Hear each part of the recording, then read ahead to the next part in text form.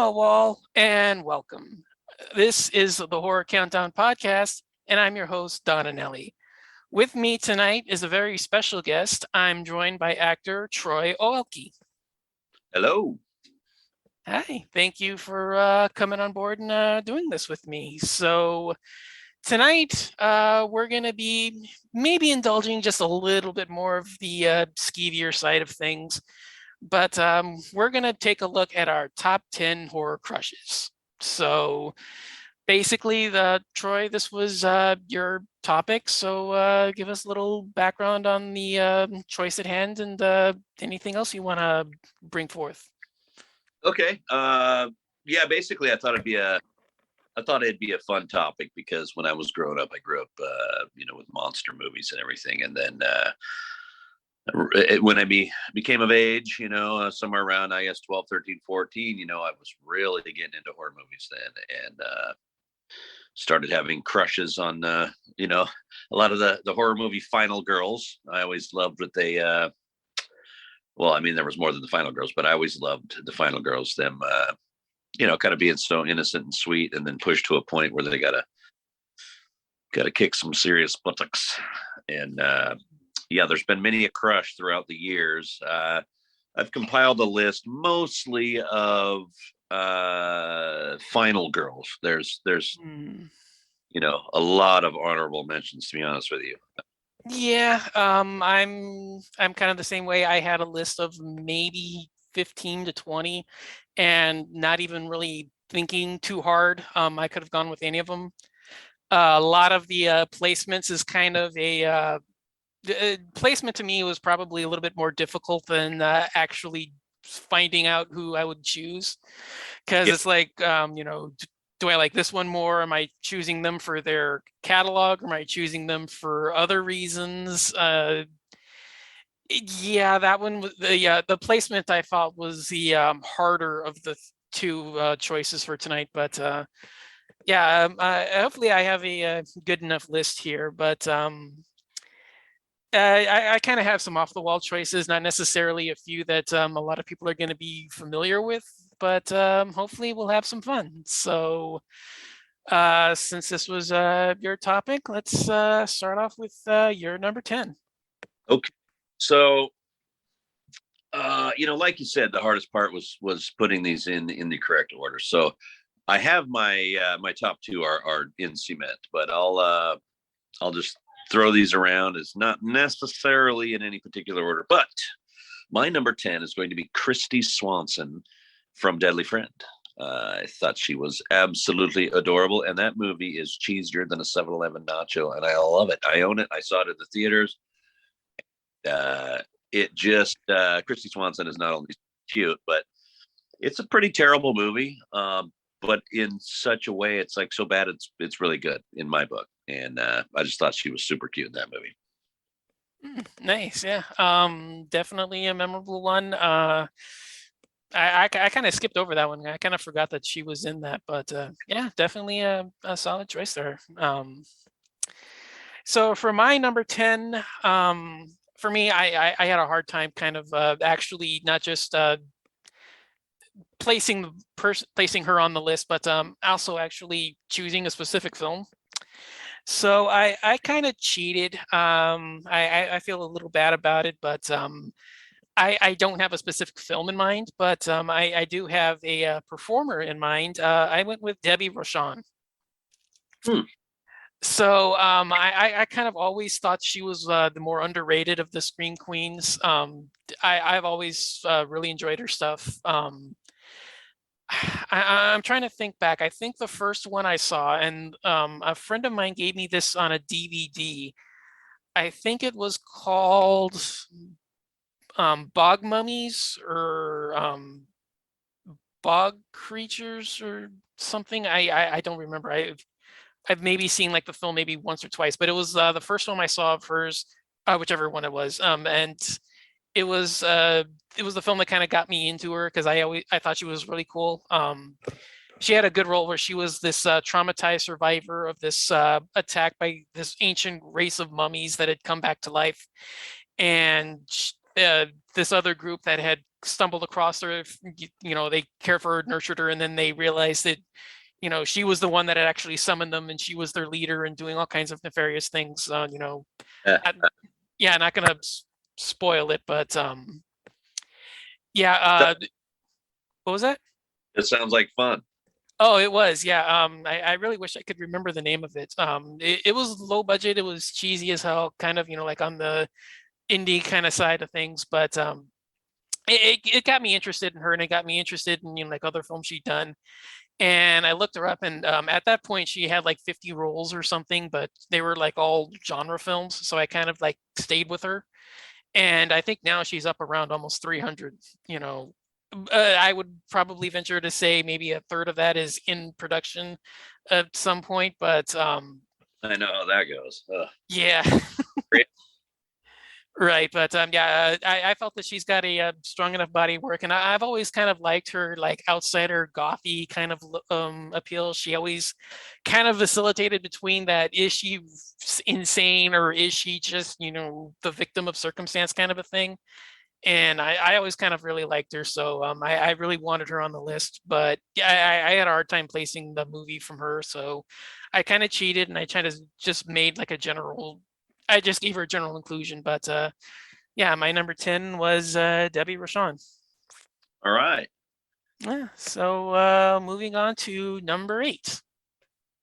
Number 9. No, number 9. My bad. Sorry. I was looking at my list and I kind of jumped the gun here, but yeah, number 9. I just thought I would throw in a Jennifer Love Hewitt from like I Saw What You Did Last Summer. That's kind of the height of the when Jennifer Love Hewitt was kind of blowing up, and she's very cute. I enjoyed the movie too, but I chose her as my number 9 horror movie crush. Nice. Yeah. She was an honorable mention, exactly for those reasons. Yeah.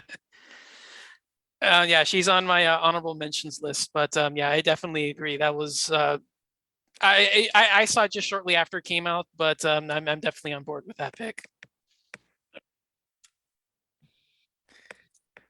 Okay, moving on to me. My number 9, I went with Michelle Bauer in Beverly Hills Vampire. Sorry. Yeah, I've always really loved this one. It was just that wacky, goofy, over-the-top comedy that I'm a huge fan of. And this was probably one of my favorite performances. I could have gone with Hollywood Chainsaw Hookers or what's that other one? The Tomb, I thought was also kind of fun, but Beverly Hills Vampire just always stood out to me. I've always really liked that one, and she plays a good role. She has like a couple decent seducing scenes. One with Eddie Deason, which is just hysterical because he's so completely clueless. It's just ridiculous. What was that? Just that I was thinking about that. Yeah, it's pretty funny. Yeah, I mean, he just plays that clueless nerdy guy so well. It's really good. But yeah, the Beverly Hills Vamp was always the one that stood out for me in her early catalog. So I mean, yeah, like I said, I could have gone Hollywood Chainsaw Hookers, but there's another reason why I would put that one on the list. But for me, number 9 is Michelle Bauer. So I think that for sure moves us to number 8. But let's hear your choice. All right, my number 8 is going to be Mila Jovovich, however you want to pronounce her name, but Mila, Resident Evil and so on. I always thought she was very cute and very ass kicking, and she has, a unique look about her. I wasn't a huge fan of the first one, so I never really got on. I actually prefer the sequels more, so I'm more familiar with like the later ones, but I can see that, yeah, because I actually kind of like them because I thought she looked a little hotter with, filled out a little bit more and a little bit more meat on her bones. Yeah, I know that. Yeah. Yeah, but yeah, no, that's a good one. I mean, yeah, like I said, I'd prefer the sequels over the original, but I don't fault that at all. So I would definitely rewatch the sequels before I would watch it's one of those first ones that kind of has the slow. It's got to explain all the story. Like the right, movie yeah. Alien and Aliens. I mean, I love them both, but I'll go with Aliens any day of the week because it just starts right into the the Hornets and starts Yeah, rocking. nice. Yeah. So for my number eight, I again, this was the hard one. Slotting placement, actually picking the specific movie. So again, not necessarily one that I have a. It's like Debbie Rochon. I don't have a specific film in mind. I went with Brink Stevens. Hmm. Yeah, I always really, especially in the early '80s. I know she has like a bit role in the Slumber Party Massacre, but a couple of the other stuff like Nightmare Weekend and damn, my brain. What's the matter with you? What's that other film she was in? I don't want to say it's the Rejuvenator, but there's something else like 80. I, yeah, my mind again is just drawing a total blank. I mean, like I said, there's so many films I can choose from, but yeah, I've always really thought she was kind of attractive. She had like the innocent girl next door look. Definitely my type. Got more badass roles as her career went on, but I went with Brink Stevens. So Okay. uh, yeah, time to move to number seven. My number seven, I'm going to go with is Ali Larder from Final Destination, among other things. I think she was also in one of the Resident Evil movies. And she was also, if I'm not mistaken, the pregnant girl in the remake of The Hills Have Eyes. It's been a while. I believe that was her. It's been a while since I've seen that. I can't say for sure. Yeah, I always liked her. Something about her, kind of the girl next door, beauty. Nice. Yeah, for my number seven, this one kind of an oddball one, but those that know me know that I'm a huge fan of Euro horror. So I kind of had to well, this one and the my next choice are going to be a little bit easier to understand once you know that one. My number seven is Barbara Boucher from Amok. Hmm. So this is an Italian slasher film, or not necessarily slasher, but it's an Italian giallo. It's not the Dario Argento Blood and Black Gloves, carving up nubile innocence kind of a film. It's much more of like a psychological thriller kind of a giallo where Barbara Boucher plays this woman who's her I believe it's her lover. I think she's she's like one of those lesbians. Her lover disappears after visiting the mansion home of this eccentric boss of hers that she worked for, and she ends up trying to figure out what happened to her, and eventually things turn south from there. A lot of twists and turns, a lot of unexpected reveals. It's not a slasher. Don't expect, a bird with crystal plumage or deep red or any of that kind of stuff. It's a psychological thriller, but it's definitely a giallo. But the main thing with this one is that not even 10 minutes into the film, she and this other girl strip down for this 10-minute long lesbian sex scene that is just an absolute delight. I have no idea how anybody is able to walk out of that thing without popping something, down below. And it looks amazing, and she looks amazing. She's this spunky, determined, I got to get to the bottom of the things kind of a role, but she's not afraid to strip down and get it on. So definitely for me one to take a look at. I don't know where it's streaming. I don't remember where I saw it, because I definitely remember it appearing on some streaming service. I maybe it was on Shutter when they used to have a bunch of Gialli. I don't know if it's there. Maybe it's Prime. Maybe it's Tubi. I get so many of these things mixed up. I have so many services. I don't remember where I saw which one. So Check those areas. I believe it's on one of them for sure. I know I saw it on one of those services. Um, like I said, more psychological thriller than slasher or than normal giallo. But if you're in for a nice bit of Euro sleaze, really hard to go wrong with that one. It's one of the best out there. So it's called Amok. It's from 71 or 72. I've Hmm. seen conflicting reports. So I'd probably be willing to guess it's 71 and then 72 was like the international release or something like that. I mean, I don't know how that worked, but I've seen conflicting reports. It's one or the other, but the film is called Amok, and that's my number 7. Okay. I'm going to throw out, I'm going mostly newer and I'm working my way probably back into the 80s where my real big crushes started. But this gal, I cannot remember her last name. It's Emmanuel is her first name, and she is in the original Wrong Turn with Elijah Dushku, and she's Yeah, I know who you're talking about. I think I've heard it. She pronounces it Shirkwi. okay. I believe that's who it is, if that's the one I'm thinking of. And she got she got her the top half of her head cut off, I think, with the axe, and a really cool death. But I always thought she was super cute, and especially in that movie, just her little her character, I guess, had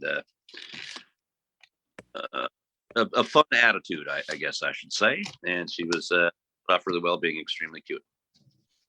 Nice, yeah. I mean, like I said, if it's the one from the one that I'm thinking of, yeah, I definitely like a lot of her stuff. She appeared in a couple of stuff in the early 2000s, and thought she should have had a bigger turn in the spotlight. So yeah, that's not a bad one. So like I said in my last one for number 7, my number 6 is going to tie kind of closely into my taste in the Euro genre realm. So if you know Amok, then you know that my number 6 choice is going to be Rosalba Neri. This is the other girl that was in the lesbian sex scene with Barbara Boucher. Well rounded. Yeah, but I kind of chose her because she also has a little bit larger role in the genre. Um, she also appeared in another film called Slaughter Hotel, which is a much more traditional, true and true slasher film, slasher style giallo. And probably thinking about it now, I probably should have mentioned this particular film because it's actually a little bit better. But she was in a Frankenstein film that as soon as I started talking, I forgot the title of it. God, what was it? Lust for Frankenstein or Frankenstein Unbound? God, why my memory so crap all of a sudden? Yeah, so many things.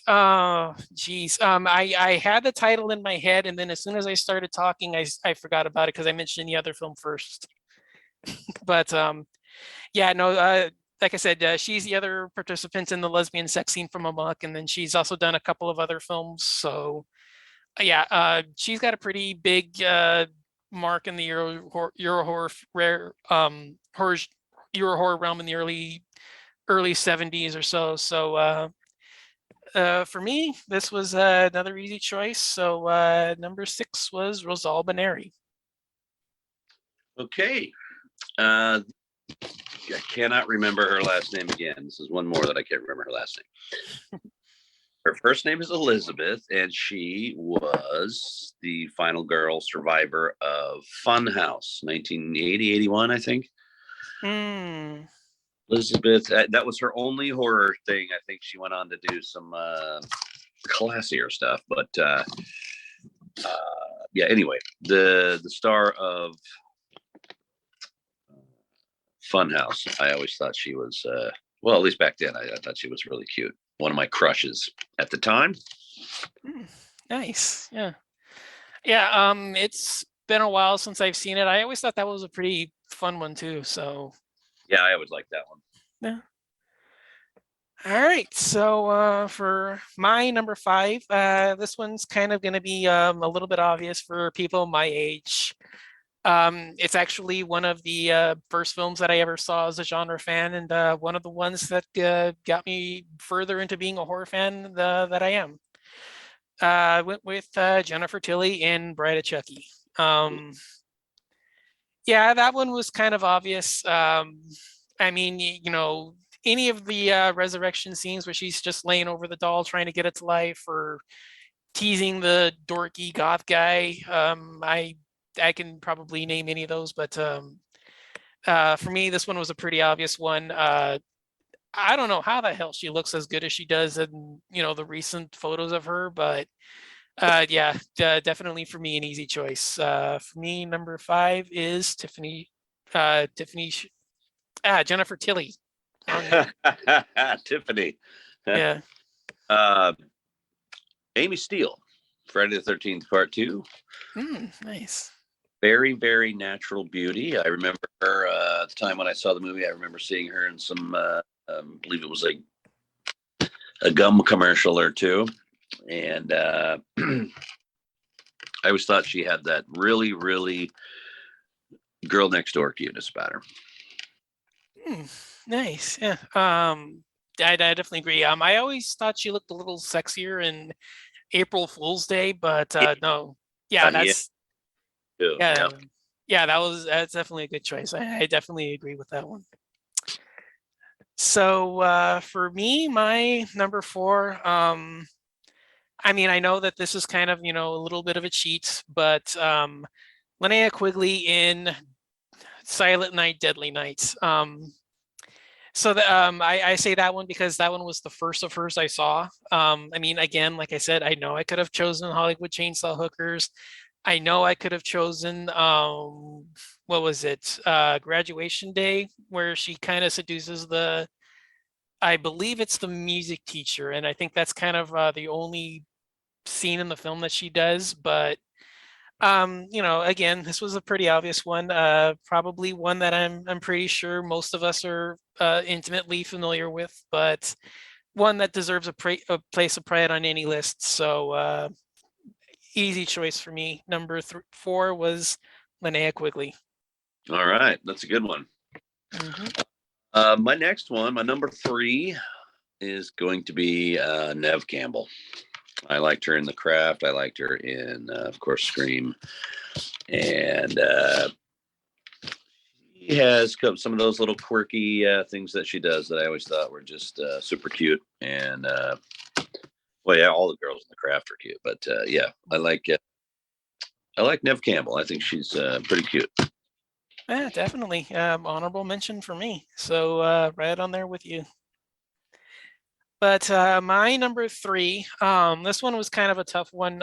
It was actually the latest edition that I had on my list. I had her off of it initially, but then thinking about it afterwards, I kind of felt this one was a no-brainer. Barbara Crampton from Reanimator. Mm. Yeah, again, an obvious choice, but the thing that kind of vaulted her back onto the top of my list was seeing her in what was it, Jacob's Wife, I think it was. Again, another one like Jennifer Tilly. I don't know how the hell she looks as good as she does at her age, but I'm damn glad for it. But it's so hard to top what she did in Reanimator. As a film, I like what she did in Castle Freak more, but I think I have a place of pride for Reanimator. So for me, number 3 is Barbara Crampton. All right. My number 2,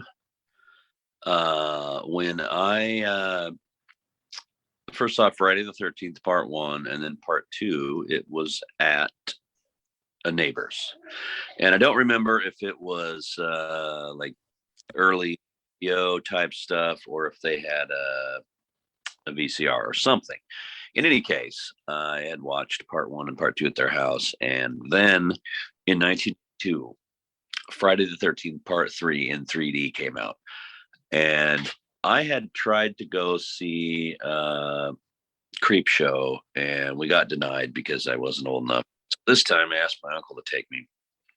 And he took me to Friday the 13th Part 3 in 3D, and it was the true 3D. The glasses were not red and green or red and blue; they were clear, and the 3D was literally, it was just insane. But that being said, Dana Kimmel, I just, oh, I had such a huge crush on her character, Chris Higgins.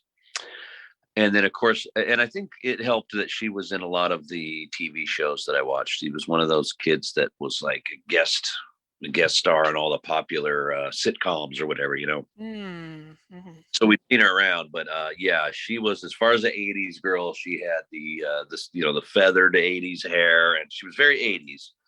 But I had a huge crush on her. Nice. All right. Okay. For my number two, this is one that I in my heart, I would rather have at number one, just because I'm a bigger fan of their work as an actress. But in terms of, I think, impact and appeal, and keeping in spirit with what the list is about, I had to drop them to number two. Again, another Euro horror darling, but I went with Edwidge Fenech. Hmm. So I can probably mention one film in particular, and I think you're going to understand exactly what I mean with her. A film called Strip Nude for Your Killer. And let's just say she does, as well as many others. But yeah, again, and another, one of those typical Giallo films. But the film that I was really impressed with, and the one that I have always gone back to, is All the Colors of the Dark, which kind of a loopy plot. It's going to sound like I'm making this up on the spot, but real quickly, a wife, she's pregnant at the time. She loses her baby in a car accident, and her husband is trying to console her, but he has to go back to work. The vacation days are dried up, and he has to go back. So he suggests that she makes friends with an upstairs neighbor in her apartment, who just so happens to be a satanic worshiper, and invites her to join her coven. And it turns out that there's this strange ritual that bonds her into the coven, right around the same time that there's this strange killer going around killing people in her life, and she's trying to figure out what all's going on. And she's still dealing with the trauma of the accident, and her husband is not around. And it's bizarre, it's weird, it's over the top, but it's a lot of fun. And again, it's another one, I don't remember where I saw it. I eventually, this one I know for sure it's on physical media, because I bought the Blu-ray from, I believe it's Severin or Vinegar Syndrome. It's one of the two. My money says Severin, and I wish I could go downstairs to check, but I'm not gonna leave you guys hanging while I accomplish the task. So I'm leaning towards Severin, like a 60-40 kind of a thing. So I would check there, but if it's not Severin, it's Vinegar Syndrome. But yeah, this one is really fun, and she has a good role in that. You know, you can also just choose Strip Nude for Your Killer and watch her do that. But um, like I said, this one was a tough one, so I had to put her at number two. So All right. yeah.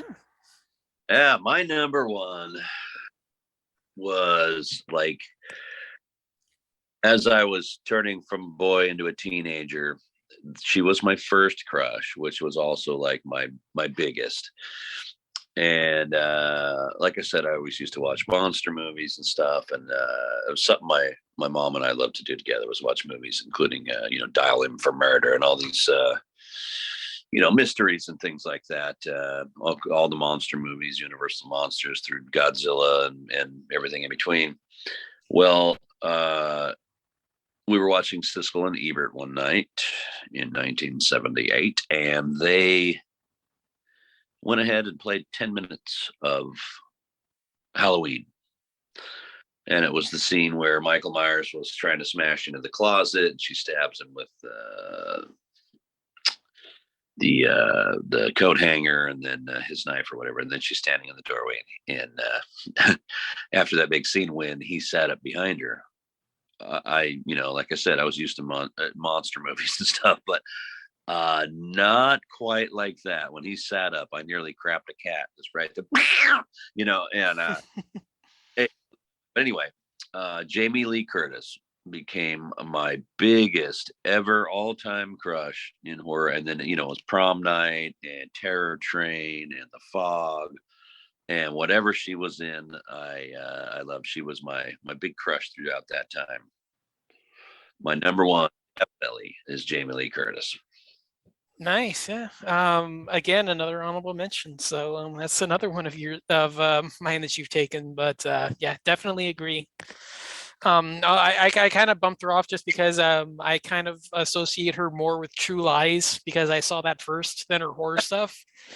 But yeah, I'm definitely on board with her choice overall. So for me, I'm kind of like you. My number one, this was pretty much somebody that I grew up with. It was really kind of hard to choose a specific genre of film because she doesn't necessarily have like that one real out and out, standout genre performance. But I think I'll let an exception slide, especially because it's Caroline Munro.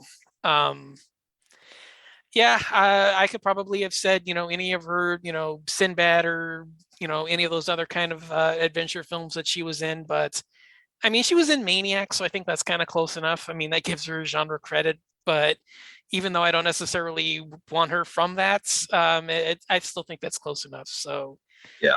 yeah, I like I said, I grew up with her. It was a no-brainer. So yeah, this one was kind of an obvious choice from the moment we put this together. So yeah, my number one is Caroline Munro. I have a few honorable mentions. All right, go ahead. Yeah. I do not know the name of the actress, but when we were talking about Frankenstein earlier, it brought me back to Frankenhooker. Hmm. Do you remember Frankenhooker? Vividly. Yeah, I thought she was pretty good looking. Hell Night, Linda Blair. I know her more from that than Exorcist. I cannot remember the lady's name, but the one in the original Hellraiser who was bringing people in and hammering them on the back of the head to Frank. Oh, the wife. Yeah, she was. Oh, I think her name is Claire. I don't know her last name, but I think her first name, in real life, not the character, but I think the actress. I think her name is Claire, but I don't remember her last name. Yeah, I thought she was pretty sexy. Dee Wallace from The Howling, Cujo. I always thought she was super cute, and I must mention my friend Deborah Voorhees from Friday the 13th Part 5. She got the garden shears in the eyes and then a little snip of the nose there at the end. That's probably my top list. I know I'm forgetting a bunch, but that's probably my top list off the top of my head. All right, yeah. I mean, like I said, you picked off a couple of them. So some of the other ones, I had Tiffany Shepis. Again, not necessarily one in particular. So I felt that was kind of cheating because I already had Debbie and Michelle on there for that specific reason. So I kind of bumped her off. I also had a Spanish actress. I don't really know a lot of people that really talk about her, but I was always a fan of what she did. Woman by the name of Myrta Miller. She was pretty popular and appeared in a lot of films with Paul Naschy. So yeah, she was always a real sight to behold. But yeah, like I said, most of my other ones were brought up over the course of the night. So it's pretty much all I've got. So yeah, I think that wraps this up for the evening. So thanks so much for doing this. This was a lot of fun. Thanks for having me on. It was a lot of fun. Yeah. Reminisce about the top horror girls, and I learned some new names tonight. So I'll have some homework to do. Nice. Yeah. So before we go, do you have any things you want to promote? Any projects coming out you want people to keep an eye on? Well, the Batman: The Killing Joke, uh, 13 Fanboy just went on sale. DVD is now available for everyone. Flower City Butcher, Sam Hain, Late Checkout, The Naughty List. I know I'm just going to forget a ton here. The Witches of the Sands, Sister Mary Murphy, Vampire Slayer. There's a bunch more, but that's all I can remember off the top of my head at the moment. Yeah, no worries. It happens. But yeah, I will definitely have everything linked down below for you all to check out. So be sure to do that if you want. Like I said, thank you so much for this. This was fun. All right, you.